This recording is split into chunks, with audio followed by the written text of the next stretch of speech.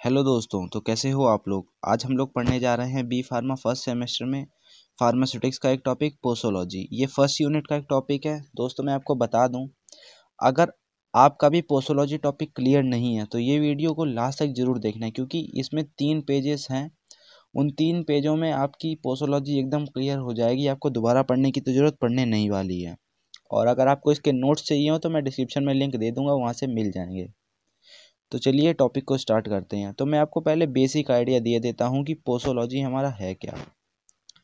Posology में हम दोस्तों बेसिकली स्टडी करते हैं कि कोई भी ड्रग पेशेंट को कितने डोज में देनी है। मतलब अगर कोई भी हम ड्रग पेशेंट को देते हैं तो उसका अमाउंट कितना होना चाहिए, उसकी जो भी कैलकुलेशन है वो हम पोसोलॉजी के अंदर करते हैं। यही हमारा होता है पोसोलॉजी। तो बस पोसोलॉजी यही है। चलिए देखते हैं इसमें लिखा क्या है। इसमें लिखा है the word posology is direct from true Greek word. मतलब ये एक ग्रीक वर्ड है और ये 2 वर्ड से मिलके बना है। पहला है हमारा पोसो, जिसका मतलब होता है हाउ मच, मतलब क्वांटिटी। और दूसरा वर्ड है लोगस। लोगस का मतलब होता है साइंस। तो अब इसकी डेफिनेशन देखिए दे रखी है। Posology is a branch of science, medical science, that deals with the dose and quantity of drug that is administered to patient. मतलब बेसिकली ये उस चीज़ पे डिपेंड, मतलब इसमें हम स्टडी करते हैं जो भी ड्रग वगैरह की डोज देनी है, जिस भी क्वांटिटी में देनी है, उसकी जितनी भी कैलकुलेशन होती है वो हम पोसोलॉजी में स्टडी करते हैं। तो आया समझ में। अब पोसोलॉजी में जो भी ड्रग की कैलकुलेशन की जाती है वो 3 बेस पे करी जाती है। पहला होता है हमारा एज, दूसरा होता है बॉडी वेट, तीसरा होता है बॉडी का सरफेस एरिया। तो ये थी हमारी 3 चीज़ें। अब इन तीनों को कैलकुलेट करने के लिए सबके अलग अलग फार्मूले होते हैं, ठीक है। अब सबका फार्मूला हम 1 बाय 1 करके देखेंगे। सबसे पहले एज का देखते हैं, ठीक है। चलिए एज के फार्मूला, ये फार्मूला चलिए स्टार्ट करते हैं। एज के जो 3 फार्मूले हैं हमारे, जिसमें सबसे पहला है आता है हमारा यंग फार्मूला। यंग फार्मूला क्या कहता है कि अगर आपको किसी भी चाइल्ड की डोज कैलकुलेट करनी है तो उसमें आप क्या लिखेंगे, एज लिखेंगे चिल्ड्रन की, उसे डिवाइड कर देंगे एज प्लस 12 से, ठीक है। एज प्लस 12 और इनटू में एडल्ट डोज। एडल्ट डोज आपको दी हुई होगी, जैसे कि पैरासीटामोल की एडल्ट डोज 500 mg होती है, तो वो आपको दी होगी क्वेश्चन में। और आप ये फार्मूला सिंपल लगाएंगे। अच्छा एक चीज़ आपको यहाँ पे ध्यान रखनी है कि जो एज है वो ईयर में रहेगी, ठीक है। तो ये आपका फार्मूला यंग फार्मूला हो गया। ये बहुत ही इंपॉर्टेंट फार्मूला है, पूछा जाता है। और इसका जो याद रखने वाला पॉइंट है कि ये 12 साल से कम के बच्चों के लिए ही होती है सिर्फ, ठीक है। अगला फार्मूला आता है डिलिंग फार्मूला। डिलिंग फार्मूला, अब इसका फार्मूला देख लीजिए। डिलिंग फार्मूला है एज इन ईयर अब divided by 20 into adult dose. अब ये 4 से 20 साल के जो भी लोग होते हैं उनके लिए ये डोज कैलकुलेट की जाती है। एज के अकॉर्डिंग हम जो भी डोज कैलकुलेट कर रहे हैं उसमें ये सेकंड फार्मूला है। इसमें ये 4 से 20 साल के स्टूडेंट्स नहीं, लोगों के लिए ये डोज कैलकुलेट की जाती है। और एज के अकॉर्डिंग जो हमारा थर्ड फार्मूला आता है वो है फ्राइड्स फार्मूला। फ्राइड्स फार्मूला के अकॉर्डिंग क्या है कि ये उन बच्चों के लिए है जो 1 ईयर भी कंप्लीट नहीं कर रखे हैं होते हैं। जैसे कुछ लोग होते हैं ना 8 महीने 10 महीने के जो इन्फेंट बच्चे होते हैं, उनके लिए ये फार्मूला जो है मंथ के अकॉर्डिंग निकाला गया है। जैसे कि एज इन मंथ कि भाई कितना कितने महीने का है, 2 महीने 4 महीने, उसे हम 150 से डिवाइड कर देंगे और एडल्ट डोज से मल्टीप्लाई कर देंगे। एडल्ट डोज वो आपको क्वेश्चन में दी हुई होगी। अब सेकंड नंबर पे हमारा जो आता है ये आता है कि बॉडी वेट के अकॉर्डिंग। अब बॉडी वेट के अकॉर्डिंग जो हमारा फार्मूला है ये क्लार्क फार्मूला है।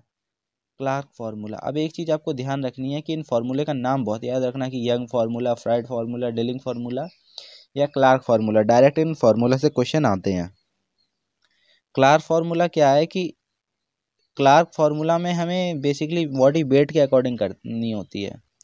जो बॉडी स्टैंडर्ड बॉडी वेट जो रखा जाता है वो 70 होता है। जो एडल्ट डोज बनाई जाती है वो 70 के अकॉर्डिंग बनाई जाती है। तो उसी हिसाब से तो हमें यहाँ पे चिल्ड्रन का बॉडी वेट ले लेना है, डिवाइड कर देना है 70 से जो कि एडल्ट डोज है। फिर यहाँ पे एडल्ट डोज जो कि एडल्ट डोज कितनी 500 mg पैरासीटामोल के लिए। डिफरेंट डिफरेंट ड्रग्स के लिए डिफरेंट डिफरेंट डोज होती है, ये आपको ध्यान रखना है। अब ये हमने 2 टॉपिक क्लियर कर लिए हैं। अब हमारा लास्ट टॉपिक आता है doses by surface area. Surface area का वैसे बहुत ही कम जगह पे इसका यूज़ होता है, पर तब भी आपको याद कर लेना है कि इसमें चिल्ड्रन का सरफेस एरिया, क्योंकि एडल्ट डोज तो हमें पता ही है, ये हम चिल्ड्रन की इसलिए कर रहे हैं क्योंकि उन्हें कम डोज की ज़रूरत होती है। और ये सरफेस एरिया ऑफ एडल्ट, और ये 100 से डिवाइड कर दीजिए, परसेंटेज निकल आएगा। अगर 100% एडल्ट के लिए ले रहे हैं तो चिल्ड्रन के लिए जो भी डोज चाहिए है वो सब हमें निकल के आ जाएगी। ये हमारे तीनों फार्मूला हो गए हैं, एज, बॉडी वेट और सरफेस एरिया के अकॉर्डिंग।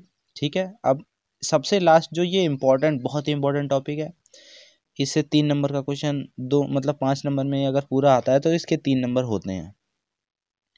ये हमारा टॉपिक है फैक्टर अफेक्टिंग पोसोलॉजी। इसमें मैंने बहुत ही इंपॉर्टेंट पॉइंट लिखे हैं और एकदम स्पेसिफिक लैंग्वेज में लिखे हैं जिसमें आपको ज़्यादा परेशानी नहीं होगी समझने में। ठीक है, अब इससे पहला पॉइंट है भाई एज। एज कैसे मैटर करती है पोसोलॉजी में। अब आपको मालूम ही होगा, चिल्ड्रन के लिए और ओल्ड पर्सन के लिए जो डोज हमेशा कम रखी जाती है। अब ये डोज कम क्यों रखी जाती है, कि भाई उनकी टॉलरेंस पावर कम होती है, उन्हें उतनी डोज में काम हो जाता है। अगला आता है बॉडी वेट। बॉडी वेट का मतलब क्या है भाई, कि आपको जैसे कि मैंने अभी बताया लास्ट में जो हम क्लार्क फार्मूला डिस्कस कर रहे थे, कि स्टैंडर्ड जो डोज होती है वो 70 kg के को मान के डिसाइड करी जाती है। तो इसी के अकॉर्डिंग अगर किसी का वेट 70 से ज़्यादा है या 70 से कम है तो उसके अकॉर्डिंग डोज कम या ज़्यादा की जा सकती है। ठीक है, ये हमने पढ़ लिया। अगला आता है हमारा जेंडर। जेंडर जैसे मेल और फीमेल। अब मेल फीमेल का क्या केस होता है कि कुछ ड्रग्स ऐसे होते हैं जो मेल और फीमेल के बेस पे दिए जाते हैं, जैसे कि टेट्रासाइक्लिन जो होता है वो लैक्टेशन फीमेल्स को नहीं दिया जाता है। जो भी ब्रीस्ट फीडिंग करवा रही होती हैं फीमेल्स, उनको ये ड्रग नहीं दिया जाता है। अब अगला टॉपिक है route of administration. Route of administration मतलब कि किस रूट से दी जा रही है। जनरली जो भी डोज हम ओरली लेते हैं उनकी पावर ज़्यादा होती है, और जो भी डोज हम लोग इंट्रावेनस या इंट्रामस्कुलर लेते हैं उनकी डोज कम होती है, क्योंकि वो डायरेक्ट हमारे ब्लड में जाके मिल जाती हैं। ये देखिए, यही मैंने लिखा है। अगला टॉपिक आता है presence of disease. Presence of disease का मतलब क्या है, कि कोई भी अगर पहले से डिसीज़ है तो उसे ध्यान में रखते हुए हमेशा दवाई देनी चाहिए।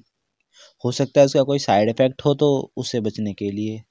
अगला टॉपिक है सिनर्जिज्म। सिनर्जिज्म का मतलब क्या होता है, कि कभी कभी ऐसा होता है कि एक ड्रग से काम नहीं बनता है तो दूसरी ड्रग भी मिला दी जाती है ताकि उसका इफेक्ट बढ़ जाए। जैसे पैरासीटामोल के साथ निमेसुलाइड या एस्केलोफेनेक आती हैं, तो वो यही होता है कि एस्केलोफेनेक शरीर दर्द को भी साथ में कम करती है, तो उसका इफेक्ट जो है वो बढ़ जाता है। अगला टॉपिक क्या है, कि एंटागोनिज्म। अब ये सिनर्जिज्म का एकदम उल्टा है। उल्टा कैसे है, कि ये सिनर्जिज्म में क्या हो रहा था कि हम ड्रग का इफेक्ट बढ़ा रहे थे। जैसे एक ड्रग हमने ये मिलाई और ये दूसरी ड्रग मिलाई तो ये इफेक्ट बढ़ गया, पर इसमें क्या होगा कि ये जो दूसरी वाली ड्रग हम मिला रहे हैं ये इसका इफेक्ट कम कर देगा। जैसे कि अगर कोई भी ड्रग है उसका साइड इफेक्ट है, इसका एग्जांपल क्या हम ले सकते हैं, कि सिटीजन जो टैबलेट होती है वो इसीलिए कई जगहों पे मिला दी जाती है जिससे उसका इफेक्ट दूसरे वाले ड्रग का साइड इफेक्ट कम हो जाए। तो ये कहने का मतलब बिल्कुल ये है कि सिनर्जिज्म में हम दो ड्रग्स को यूज़ करते हैं जिसमें दूसरा ड्रग पहले वाले ड्रग का इफेक्ट कम करने के लिए यूज़ किया जाता है। ठीक है, लास्ट पॉइंट है हमारा टॉलरेंस। टॉलरेंस का मतलब होता है सहन शक्ति। सहन सहन का मतलब आप समझ गए कि कितना वो सहन कर पा रहा है, टॉलरेट कर पा रहा है। जनरली जो लोग अल्कोहलिक होते हैं, अल्कोहलिक मतलब जो लोग शराब का ज़्यादा सेवन करते हैं, उनकी टॉलरेंस पावर ज़्यादा होती है। मतलब अगर उन्हें कम डोज की ड्रग दी जाए तो उन्हें फ़ायदा ही नहीं करेगी, तो इसलिए उन्हें हाई डोज की ड्रग दी जाती है अक्सर। तो ये मैंने आज आपको फैक्टर अफेक्टिंग जो भी है पोसोलॉजी के, और ये फार्मूले आपको एकदम बढ़िया से समझा दिए हैं। और अगर आपको इसके नोट्स चाहिए हों तो मैं आपको ये डिस्क्रिप्शन में PDF इसकी दे दूंगा, लिंक पे आप टच करेंगे वैसे ही आप खुल जाएंगे, आपको PDF मिल जाएगी। और अगर आप चैनल पे नए हैं तो चैनल को सब्सक्राइब जरूर कर लिए, मैं ऐसी वीडियो आपके लिए लाता ही रहता हूँ लगातार। उम्मीद करता हूँ आपको वीडियो बहुत पसंद आई होगी। चैनल को सब्सक्राइब करिए और बेल आइकन को जरूर प्रेस कर दीजिएगा ताकि आपको लिंक मतलब आपको तुरंत नोटिफिकेशन पहुँच जाए जैसे ही मैं वीडियो डालूँ। मिलते हैं किसी और एक अच्छी सी वीडियो में, तब तक के लिए धन्यवाद।